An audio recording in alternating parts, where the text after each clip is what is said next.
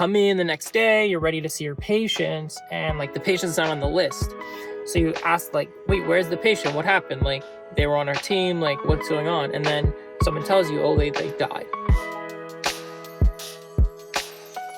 Hey guys, welcome to the channel. My name is Nick. I am a third-year resident. Today I wanted to do a little bit of a sad video, but I wanted to talk about losing a patient, what's that's like, and just the experience of that. When I started residency, I had not had a lot of experiences of patients dying. I guess I was pretty fortunate in medical school to not witness that a lot. But then when I started residency, that's something that's pretty unavoidable. For neurology residency, medicine and medicine residency, like starting on the floors, right? So there's a lot of codes that are going on. There's a lot of people that are passing away. And that's normal, that's life.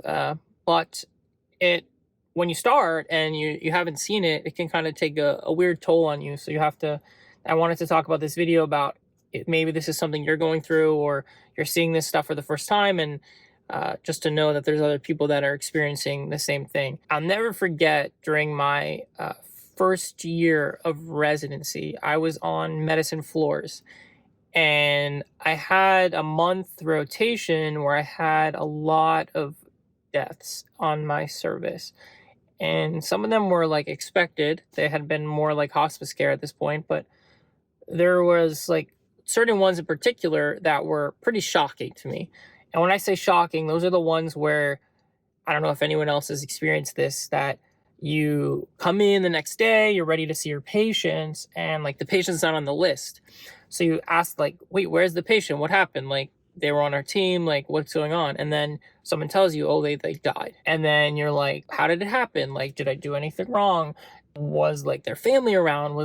You have all these questions in your head, and it can be a very like emotional experience. And then you have to go about your day. You have to just kind of push it aside, that relationship that you had with that patient, and to just like do your work and focus on your other patients. So this has happened, like, now that I'm a third year, it's happened enough times that I remember it.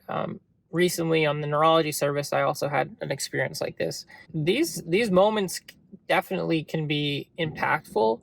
They can affect you. I think they affect you later. So I think as residents, we've kind of learned this like process to see, like, hear these things, these sad, terrible experiences, and kind of like push them down until, I know for me, it will, like, later when I'm driving home, it will kind of hit me.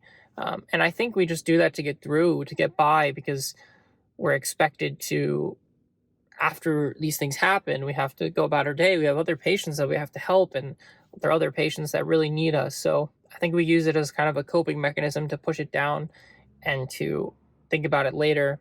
Some people don't think about it at all after, and I personally don't think that's right. I think in any experience like this, we have to kind of think about it, reflect on it, just learn from it. And I think that's how we like beat this like burnout. I think the emotional toll of these kind of things with having a heavy patient load can really lead to resident burnout, even med student burnout. The way I handle it is I think it's best to reflect on it, like think about the experience. What did you learn from it? How could you have done anything differently if you couldn't, knowing that like you gave it your all for this patient, and that like these things happen in life and this is natural. So losing a patient can be tough, but it's something that all residents go through, I think, together. And I really hope that in your program, you have people that you can talk to and go to when things like this happen. And if you're having any depression from this or any like significant emotional impact,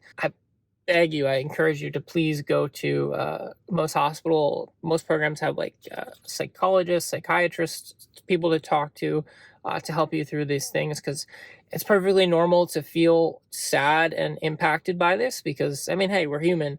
But if it's ever affecting you and your quality of work and your quality of life, then you should go talk to someone. So not a very happy video, but it's an important video. Thank you for watching, guys, and drop in the comments. Have you had any experiences like this that were tough on you, and what did you do to get through them? How did you handle losing a patient that you were pretty close to? So I'll see you guys in the next video.